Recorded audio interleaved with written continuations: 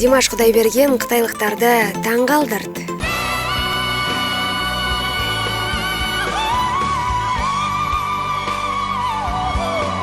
Мақпал Жүнісова мен Кенжебек Жанабілов дуэт жазды. Тауға қоныңдар, болсын дейін өмір бал.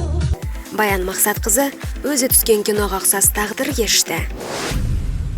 2 миллиард көрермені бар Қытай елінің басты телеарнасы ұйымдастырған «Мен әншімін» шоу бағдарламасы Димаш Құдайберген үшін жеңіспен басталды.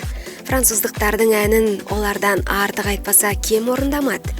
Өзімен бәсекеге түсіп жатқан жұлдыздар аспан асты елінде кең танымалдыққа ие болған өнер дүлдүлдері.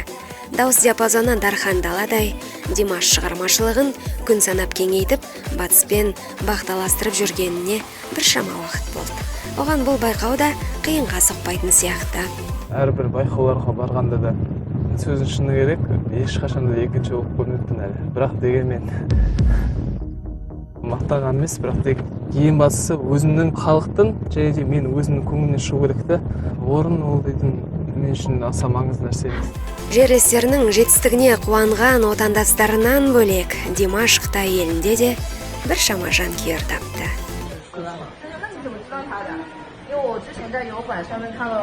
他们装了多张席啊？不是。然后在油管上面看到了他唱的第5元素。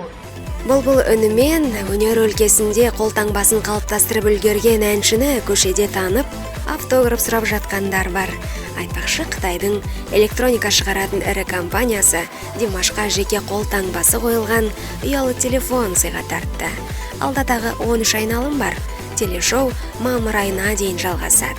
Димаш ұлы Алаштың даңқты мұрагері, қазақ елінің мерейін тағы да асқақтатады деп сенеміз.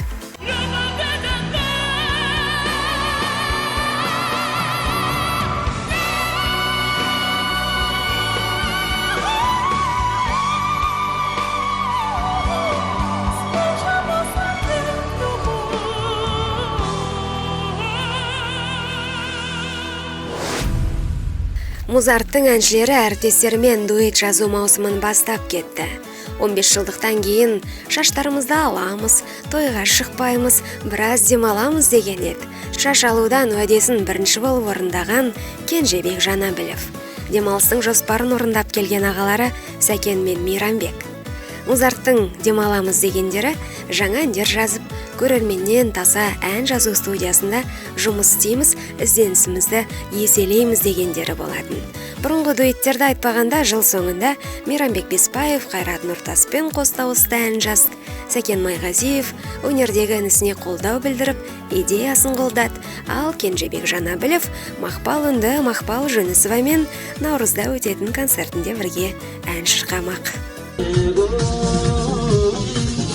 Тауға қоныңдар, болсын дейін өмір бал. Қол ұстасқан қос ғашық, шын бақытты болыңдар. Тауға қоныңдар, болсын дейін өмір бал. Қол ұстасқан қос ғашық, шын бақытты болыңдар. Бақытты болыңдар. Айта кетейік, осыған дейін Кенжебек Жаңабай Өтегенов бауырымен дуэт орындап клип түсірген еді. Мүмкін бұл әнге де көрермен көзайымы болатын бейнебаян түсіріп қалар. Бірақ алдымен шашының бұрынғы қалпына келгенін күтетін сияқты.